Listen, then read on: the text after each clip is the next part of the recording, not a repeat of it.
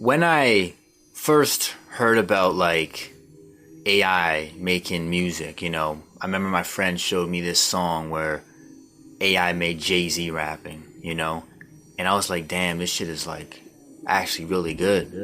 Eventually that sort of evolved from being like fascination and excitement and curiosity to like almost like a dreadful feeling, not pure dread, but a feeling that wasn't easy to live with, like a fear of losing identity. I felt like it would erase the value of my identity, kind of like, if everyone can make it, the value of being able to make music disappears, right? And one of the joys I have in life, for example, is, making music, sharing it with friends, and we have, experiences around these album listenings. But beyond that, it's like all the time and effort I spent, learning to make music, that's irrelevant. And then I think one of the bigger ones was, this fear of creativity being cheapened by abundance, that used to be where I was at. I used to have all this shit going on with AI music, and it was hard for me to grapple, and it affected, my mental health.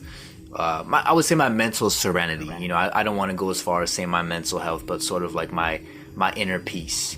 There was someone always nagging, like, hey, this part of your identity, this part of something you work on and enjoy doing, hey, this is in danger of being obsolete. Everyone can do it with the click of a button, right? I felt that way for like over a year, but everything has changed for me. The way my whole outlook on this. So I just want to share that, my outlook on this.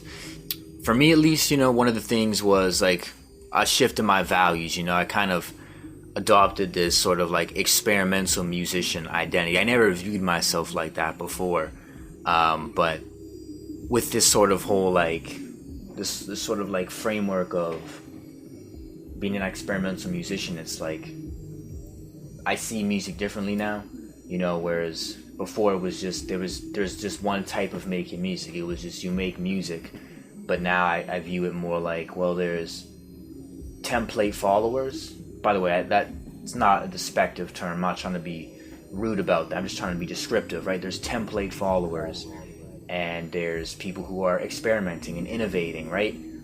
I think, the template followers, that is more in risk, of being obsolete, compared to people who are, innovating, experimenting, creating new templates.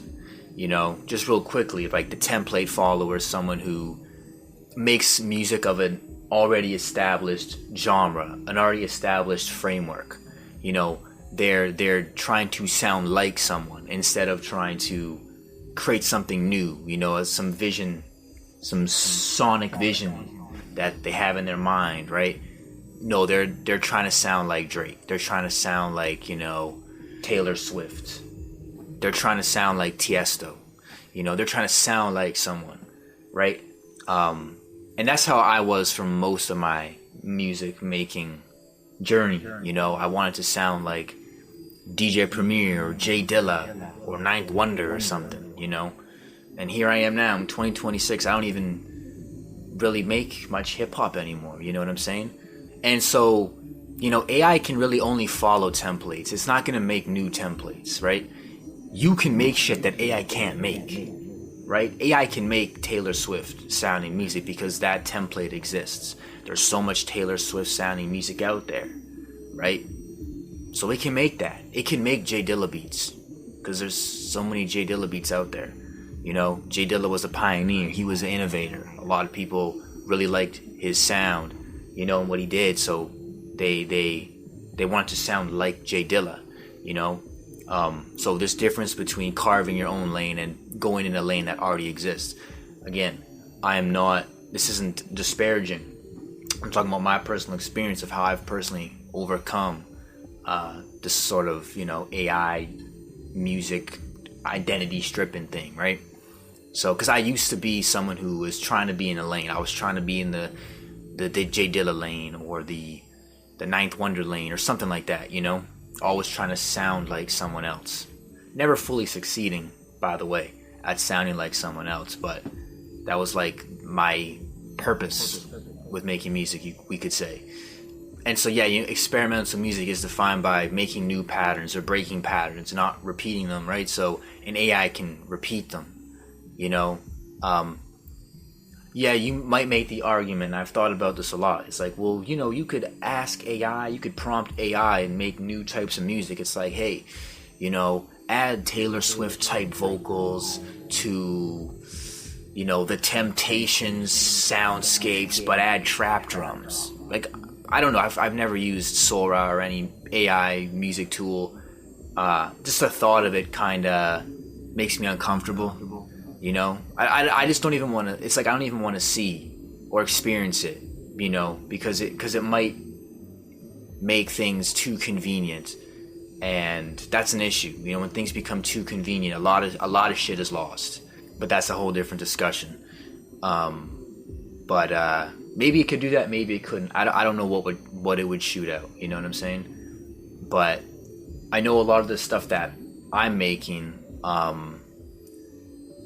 You know, how do I describe this, right? It's like with AI, right? You can only change what you can describe with words, right? But like, for example, my mind, right? I have a sound mind. It's a sound mind. No, it's not. I can think in words, of course. I can think in images, but I can also think in sound.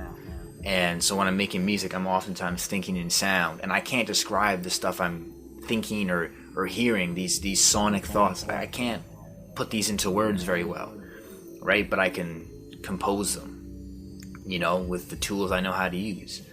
And so AI kind of bottlenecks that intuition in a sense. You know, you also don't have a lot of the micro control that you have when you're actually crafting, you know, your stuff from scratch, you know. And I actually want to kind of take this back a second, because, you know, I was talking about like wanted to be like Jay Dilla, DJ Premier and stuff like that. So when I first started making music, I was using synths. I wasn't very good at it. You know, I always liked sampling more. And then thinking about it now, it's like, well, the reason I like sampling, I guess, was kind of twofold, right? It was kind of like, well, when you sample, it's like super cool. Like you chop up a song and you have the pads and you just tap them and you kind of go on the fly. Like it's like I was fascinated by like that skill expression, you know, that sampling is. It's like reminded me of like freestyle rapping, or freestyle dancing, right? But with making music, but not just making music. It's like you're taking another song and you're just chopping it up and putting it, rearranging, you know, the pieces, you know. But yeah, and one of the reasons I really like sampling is because I sucked at composition, right? It's like the stuff I would make would just not feel as, the sound was just not as, the depth wasn't there, you know. But then, you know, over the years I got really good at composing, and I have a lot of control in composing again the sonic thoughts, putting that into sound, reifying that shit, you know.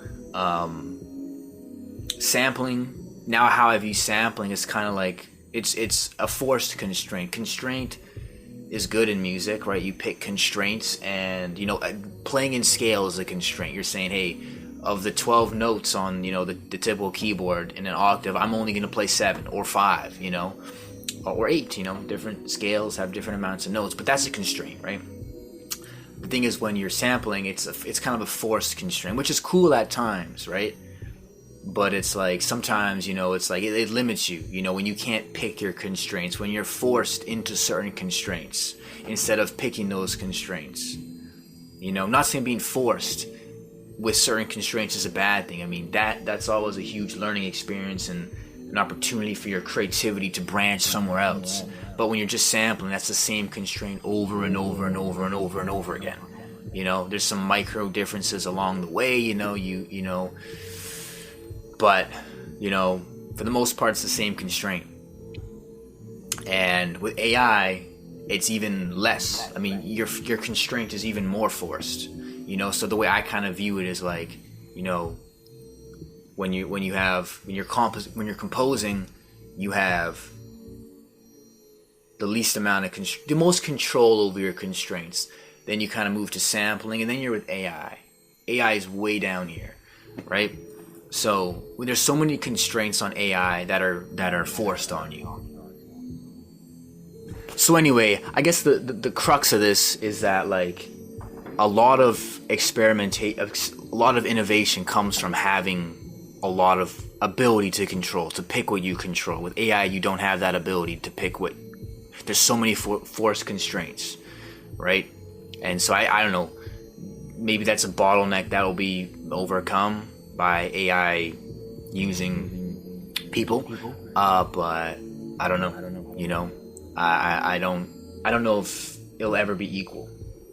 So I don't know. I mean, I guess my conclusion from all of this has been that just there's no threat from AI, because AI is not. You're not going to use AI to make big innovations, and you're just so constrained in ways that aren't changeable. Like you're just constrained in these certain ways that are integral and super important to actually making new types of music, new innovations, new sound paradigms. You know what I'm saying? Converting your sonic thoughts into sound. Like I said, reifying those sonic thoughts.